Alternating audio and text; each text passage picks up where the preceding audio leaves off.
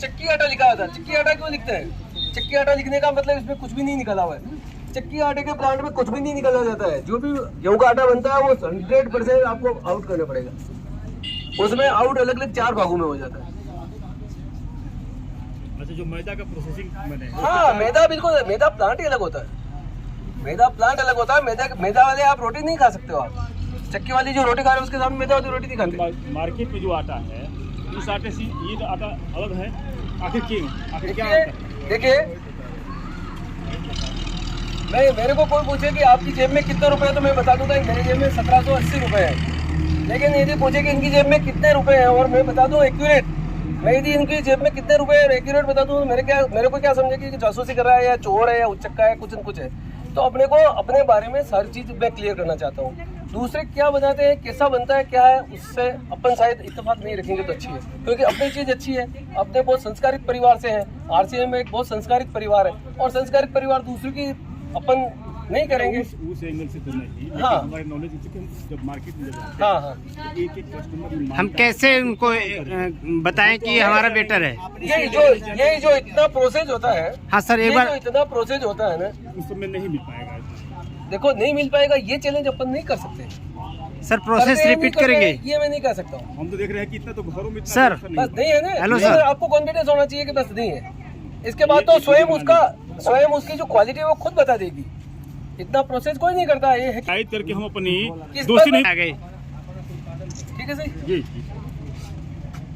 जी आटा मतलब आटे में क्या समझते हैं कि लोग बाग गेहूं को पीसो और आटा, या पहली स्टेज, ये सेकंड सर। स्टेज। अच्छा ठीक। ये आटा अपना है, लेकिन मैं दूसरों की जो बता रहा हूँ, दूसरों की जो प्रक्रिया होती है वो बता रहा हूँ। पहली स्टेज और सेकंड स्टेज, यानी पहली स्टेज और लास्ट स्टेज, इन चीजों को बाईपास करता। आरसीएम बाईपास नहीं करता। आरसीएम इस सीक्वेंस से चल के वो आगे चल के तैयार करता है। इस सीक्वेंस का मतलब हो गया आटे में, ये गेहूं में से जो रिजेक्शन है वो निकालता है, ऑर्गेनिक रिजेक्शन। इसके बाद में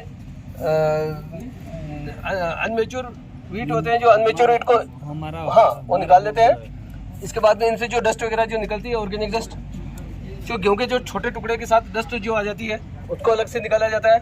अब आता है अनऑर्गेनिक रिजेक्शन, जिसमें कंकर पत्थर, इनको से अलग से निकाल दिया जाता है।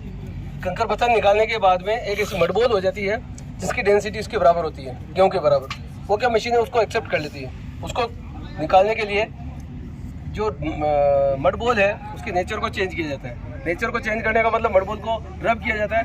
रब करने के बाद उसकी डस्ट बना दी जाती है और ये डस्ट इस प्रकार से इसको शक करके उस डस्ट को, कुछ ऐसे अनाज होते हैं जो गेहूं के ही स्वरूप के होते हैं, जिसको आम चक्की पहचान नहीं पाता है। हाँ, तो उसको अंतर करने के लिए एक इसमें टेक्निक है, जिसको अलग करता है और उसको बस वो अलग निकाल दिया।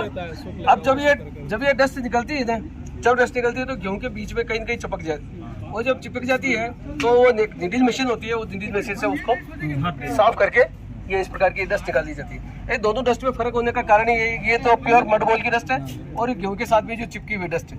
जो गेहूं के साथ में जो चिपकी हुई डस्ट है तो नेचुरल उसका हल्का सा गेहूं का कलर भी आएगा, तो इसलिए ये आपके अलग निकल जाती है। ब्रश लगाया हुआ वो लास्ट वाला सर। हाँ, ब्रश लगा हुआ ना।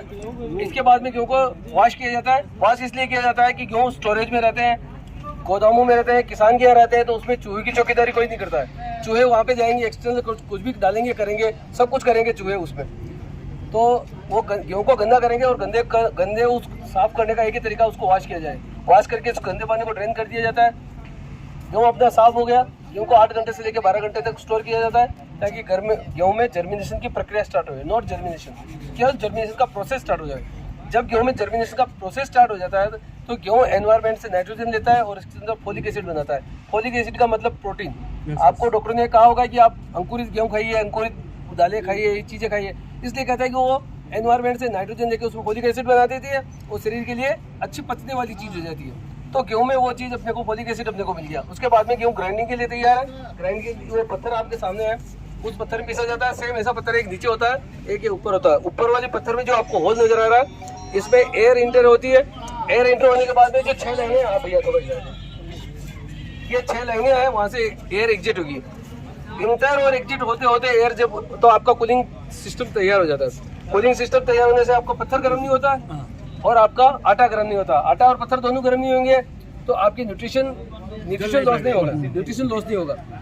अब आपने हर तरह से पूरी तरह से आपने पूरा हाइजीनिक आटा तैयार कर लिया, लेकिन अब ये देखो पत्थर पे देखो आप, ये हल्की सी जो लाइनें नजर आ रही है, घिसा है पत्थर, जहाँ से खड्डे भी हो रहे हैं, इसका मतलब पत्थर घिसा है। ये पत्थर होता है आयरन कोटेड स्टोन से बना होता है। छोटे छोटे जो स्टोन होते हैं उनमें आयरन कोटेड कर दिया जाता है।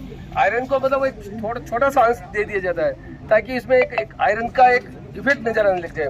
अब ये घिसावट होगी, वो भी तो एक आयरन कोटेड, पत्थर की घिसावट तो आयरन कोटेड ही होगी। अब ये पत्थर की घिसावट कहाँ गई? आटे में। अब उसको रिमूव करना है। उसको रिमूव करने के लिए एक ही चीज है कि आयरन कोटेड कोई भी चीज को रिमूव करने के लिए मैग्नेटिक फील्ड बना दो। तो मैग्नेटिक फील्ड में जब आटा वहाँ न्यूमेटिक सिस्टम से ऊपर जाएगा, आटा ऊपर से खींचे जाएगा, तो आटा बिल्कुल फ्री फ्लोइंग होता है।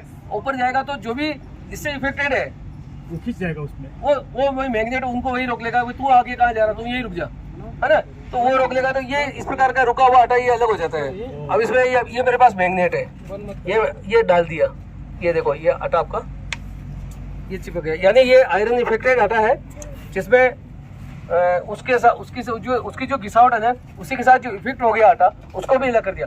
घिसावट को तो अलग किया, लेकिन घिसावट के कारण कोई आटा उससे इफेक्ट हो गया तो उसको भी अलग कर दिया। और ये जो वहाँ से मैग्नेट सिस्टम से जो पास हो गया वो वाला आटा ये मैग्नेट सिस्टम से पास किया हुआ आटा है। पीछे बोला नहीं था, उसमें खींच जाएगा, उसमें आयरन है। ये चिपक गया, आयरन चिपका हुआ, इस पे चिपक गया। ए आकाश जी दी मेरा लगा मोबाइल ये ना हाँ ये प्रोसेस बिना मोबाइल जाई दिन लगा बहुत बढ़िया, बहुत बढ़िया। कुछ नहीं ना हो गया जी, ये प्रोसेस ले लीजिए प्रोसेस। ये आटा मैन्युफैक्चरिंग यूनिट, यहाँ पे हमारा आटा बनाया जा रहा है। अभी जो सर बताएं सारे प्रोसेस को यहाँ फॉलो किया जाता है और उसके बाद एक शुद्ध और बढ़िया आटा का निर्माण ये कंपनी करके हम सभी को प्रोवाइड करवाती है। बहुत ही गजब का बेहतरीन आटा। Thank you RCM.